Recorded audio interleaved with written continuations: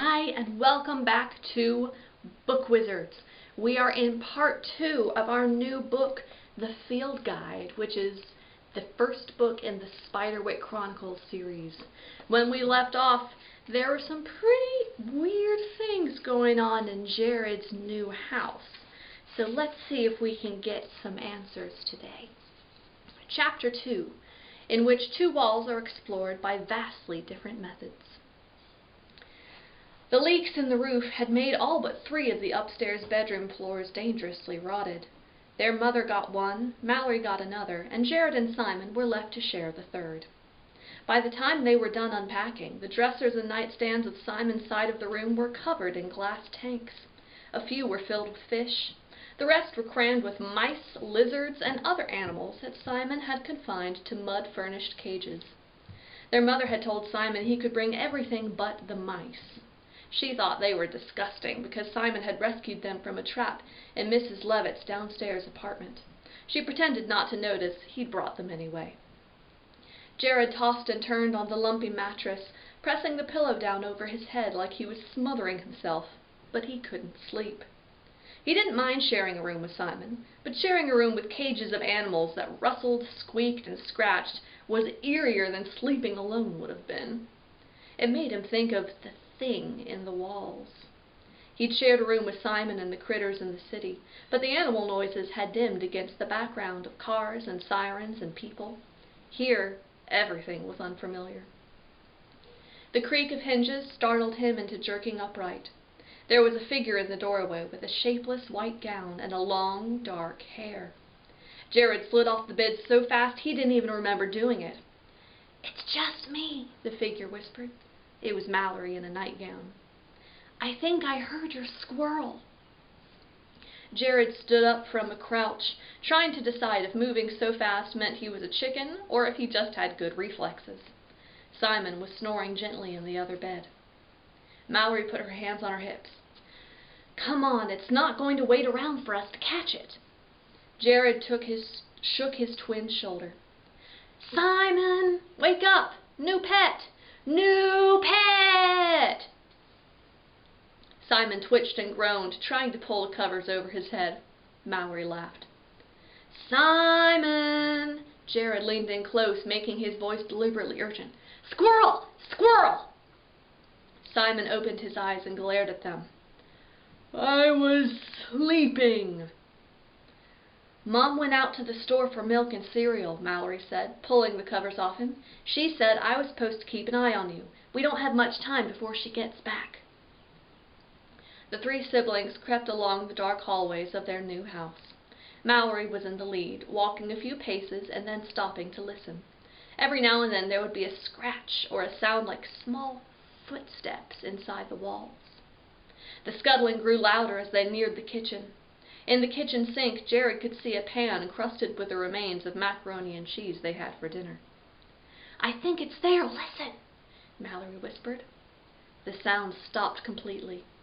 Mallory picked up a broom and held the wooden end like a baseball bat. "I'm going to knock open the wall," she said. "Mom is going to see the hole when she gets back," Jared said. "In this house, she'll never notice." "What if you hit the squirrel?" Simon asked. "You could hurt—" "Shh," Mallory said. She padded across the floor in her bare feet and swung the broom handle at the wall. The blow broke through the plaster, scattering dust like flour. It settled in Mallory's hair, making her look even more ghostly.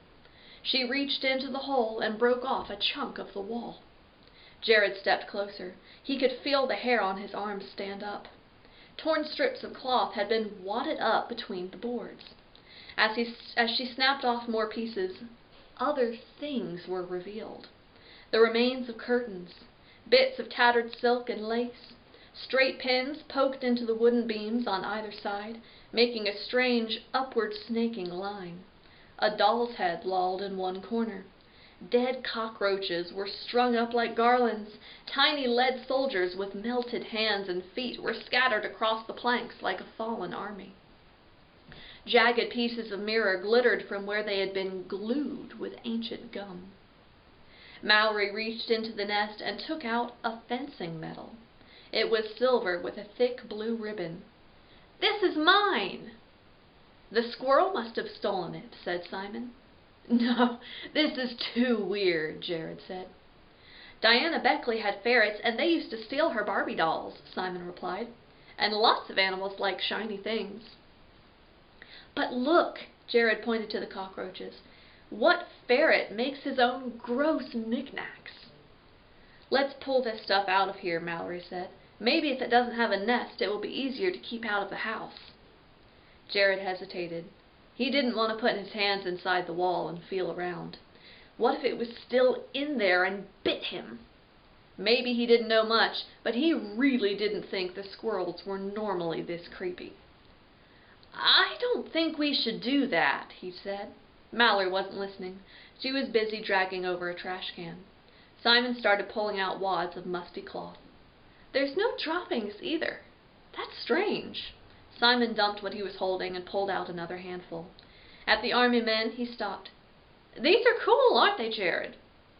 Jared had to nod. "They'd be better with hands, though." Simon put several in the pockets of his pajamas.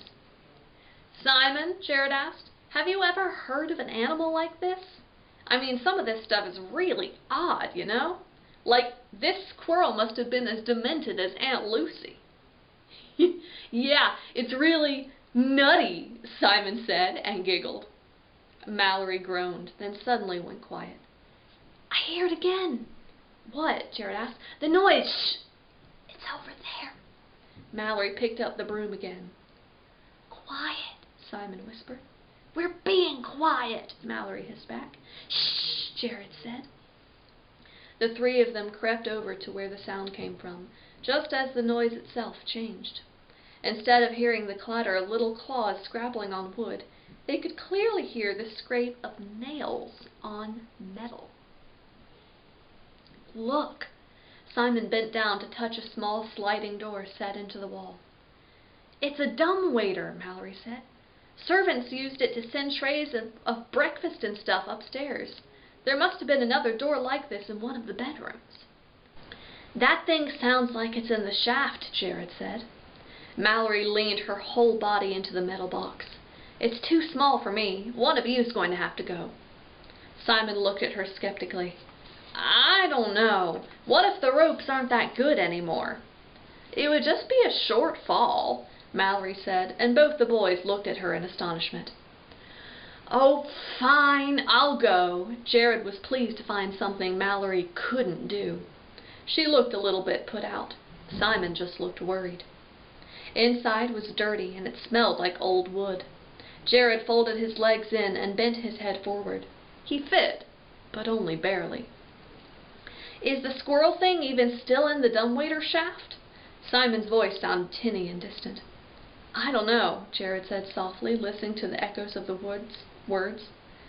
"I didn't hear anything." Mallory pulled the rope. With a little jolt and some shaking, the dumbwaiter began to move Jared up inside the wall. "Can you see anything?" "No," Jared called. He could hear the scratching sound, but it was distant. "It's completely black." Mallory winched the dumbwaiter back down. "There's got to be a light around here somewhere."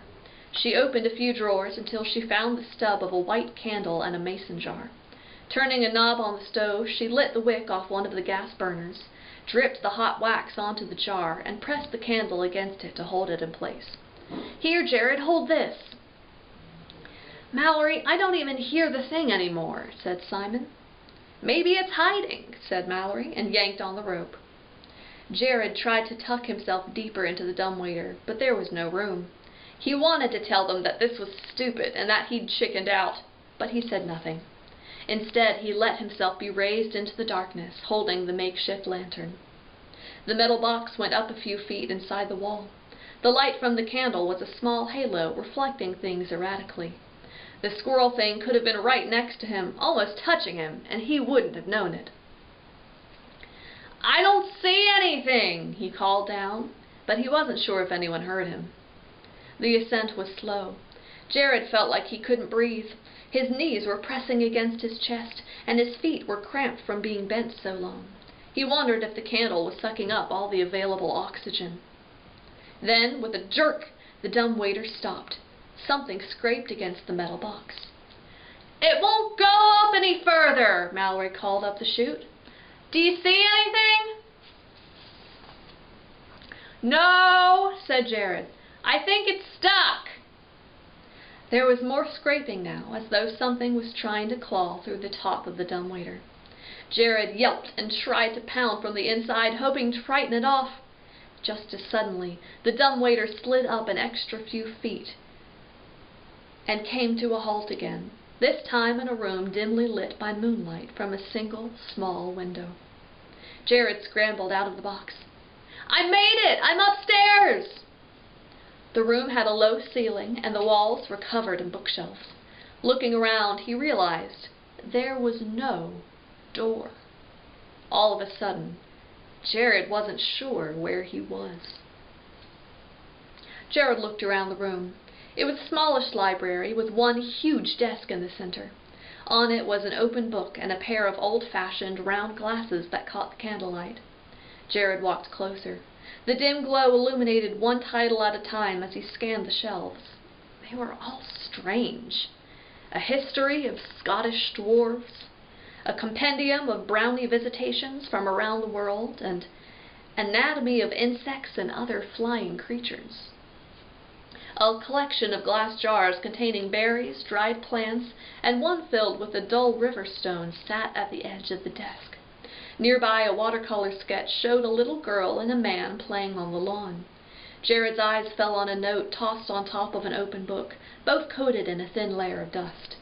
The paper was yellowed with age, but handwritten on it was a strange little poem. "In a man's torso you will find my secret to all mankind.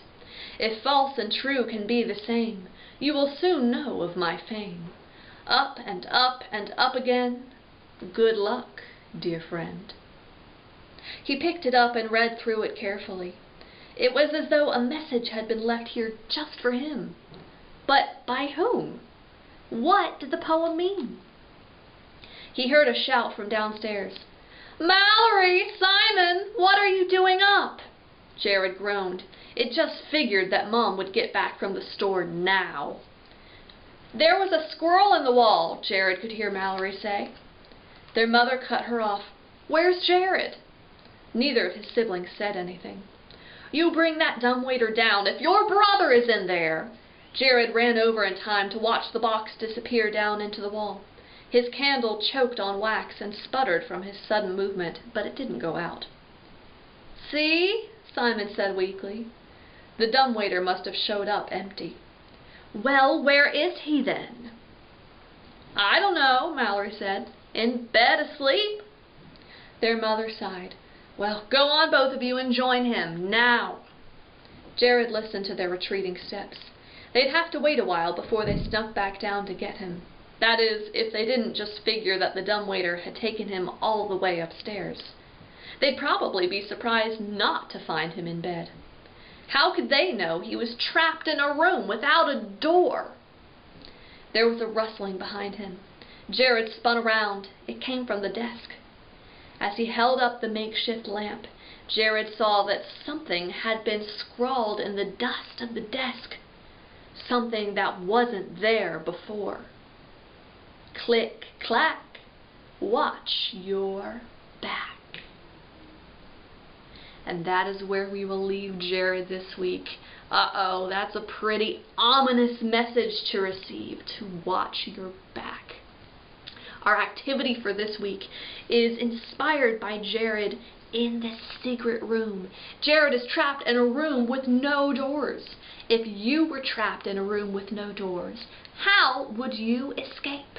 I want you to give me 3 different ways that you can think of to escape from a room with no doors. Get as creative as you possibly can. I want to hear some really, really cool escape methods. Well, that's it for this week. We will see you next time on Book Wizards with a new chapter of The Field Guide. Bye.